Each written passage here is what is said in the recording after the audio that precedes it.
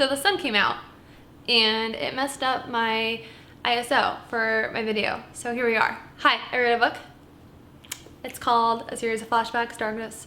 Series of Flashbacks, Darkness Within. I can't even get my own book right. I'm gonna be over here like doing a speaking engagement and be like, I wrote a book called A Darkness and Flashbacks. Look it up. That's not what it's called. But I wrote a book. And I know that because it's got my name on it. Right here, Melissa Ann. It's me. But yeah, I wanted to discuss the process of writing my book, why I decided to write my book, and working through trauma in the form of writing, whether you actually publish it like me or you just choose to like journal or just work through your trauma in certain ways of writing, whether that's like poetry or more of like a fiction based or doing it more like a memoir like I did. But yeah, I wrote a book about my late marriage and the struggles that we had in our marriage. I go over postpartum depression that I didn't know I had until 2 years later. And I dived into substance misuse and just regular marriage problems and not feeling seen and complications of coming into a relationship when you haven't had a good example of what healthy relationships look like and what healthy communication looks like. And the struggles of like losing your identity after you have a career change or losing your career path.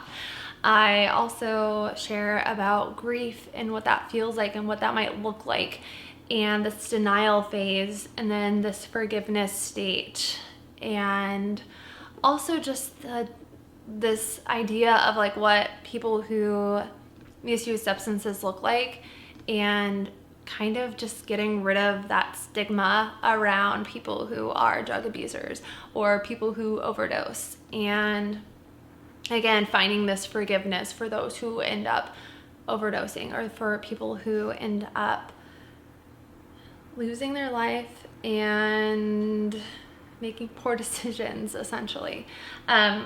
This book like literally took me out. Like on the verge of I was ready to admit myself into a psych ward because I didn't know what was going on in my head. I didn't know why I was having the thoughts that I was having. I have a podcast called From Grief to Goals, which I would like to, I first see my like spitting, I'm sorry. My long-term or short-ish term goals is that From Grief to Gold will be a podcast and a retreat. My longer-ish term goals are I'm gaining my license of clinical social work. So right now I'm in the master's program for social work and I'm focusing on trauma and substance misuse. I need to breathe instead of like word vomiting. But my goal is to be able to host retreats, have like a lot of land near my house or around my house, and being able to host retreats on the land and helping people ground themselves better and be around animal therapy and find healing. And it's kind of a huge reason why I went down the path of holistic health as well, and being a holistic health coach and all of the things, because it's so important for us to focus on our whole health and working through our traumas, and whether that's writing a book like I did or just becoming present and accepting those feelings and accepting those memories and recreating the emotions that are paired with those memories. And truthfully, that was a huge reason for me writing the book. I ideally wasn't gonna fall into a derealization dissociation, but I didn't have like proper therapy for myself. As I was diving into this trauma on my own, I hyper-focused and I got myself stuck in this abyss of flashbacks. And it got to the point where I was flashing back to 4 years ago. I was flashing back to 7 years ago. I was flashing back to 8 years ago. And then I'd come back to this current reality and I didn't know what was real, what wasn't. And I had to protect myself. Like subconsciously, my brain was trying to protect myself and protect my feelings and protect my body from all of this trauma, all of this danger. And so I just went completely void of emotion, and it was the scariest experience of my life. And I'm finally starting to come back out of it. I shared in another video about depression and living with depression, about like how I've started to make myself start grounding myself and all the things. But I wanted to share about the process of writing my book, and also just this letting go of perfectionism. Like, there are a number of things in this book that I know that I want to change. I already know. And some of it's like minor errors.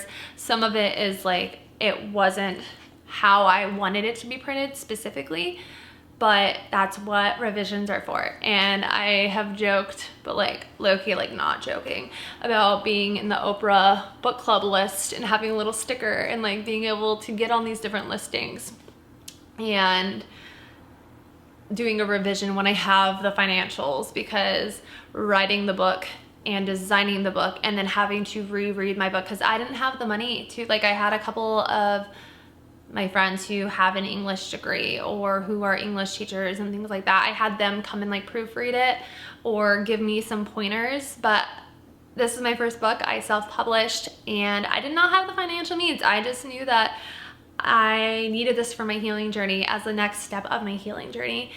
And with that comes the imperfections. It comes the not being designed. So I did my designs in Canva. I created it myself in Canva. I'm gonna look through this, but the lighting's really bright. But there isn't as much space.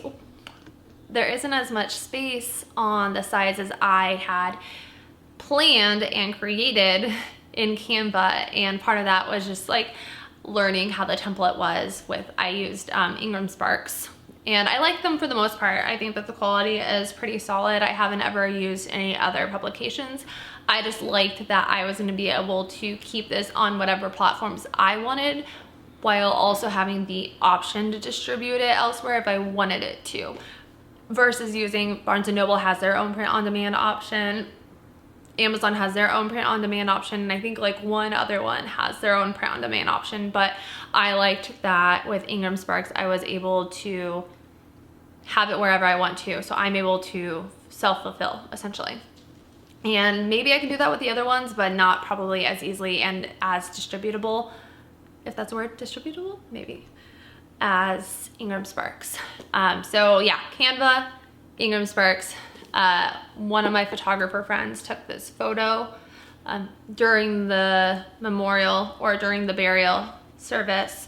But yeah, the rest of it, Creative Market is another great resource for like fonts and things like that. But yeah, I did all the designing myself.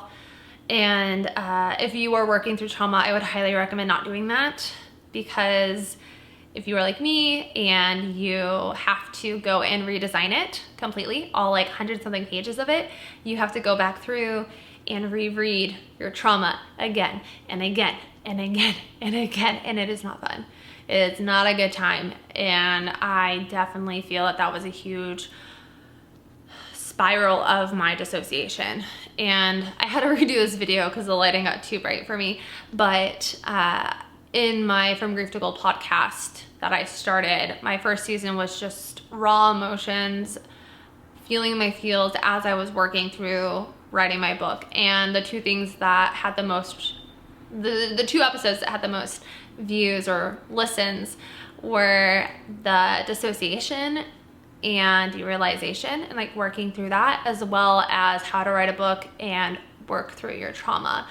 And yeah, trauma is a son of a gun, but it is so important for us to heal. I knew that I needed to write this book and like let go of the emotions that were attached to these experiences, so that I can move forward and being able to help other people who might be where I'm at, whether they are like the family member or significant other or friend of someone who is like misusing substances or has a substance use disorder, or if they are the one who is struggling with substance misuse.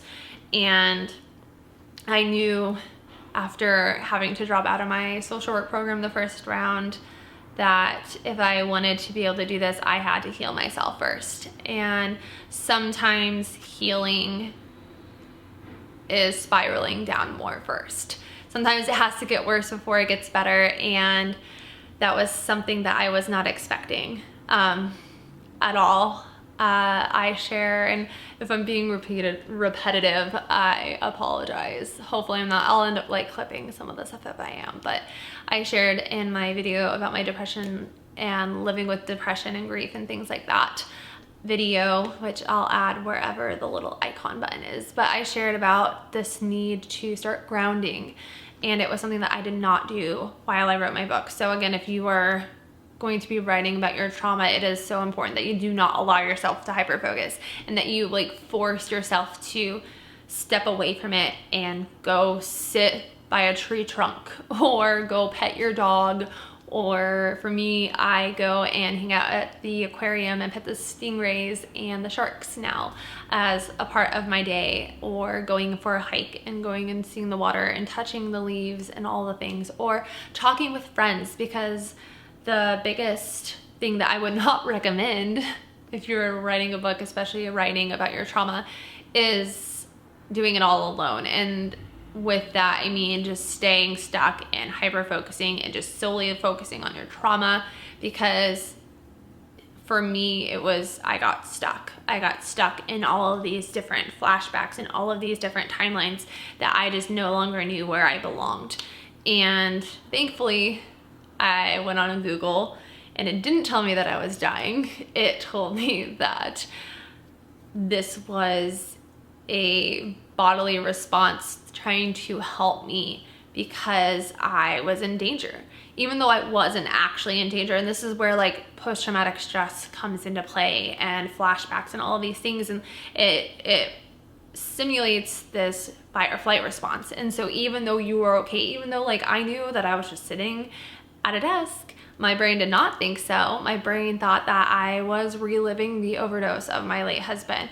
It thought that I was stuck moving across country, escaping my marriage. It thought that I was reliving finding out the news that he died. It was stuck in those moments. Even though I was technically fine, my body and my brain, they couldn't differentiate the mind and the thoughts and the memories.